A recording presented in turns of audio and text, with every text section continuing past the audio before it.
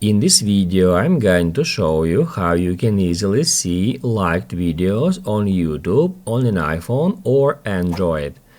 Be sure to watch the video to the very end so you don't make any mistakes. Let's get started, guys. I'm gonna show you all the process from the beginning, and first off we need to open up YouTube app. Once it is done, make sure you are signed into your YouTube account and then tap right here where it says You.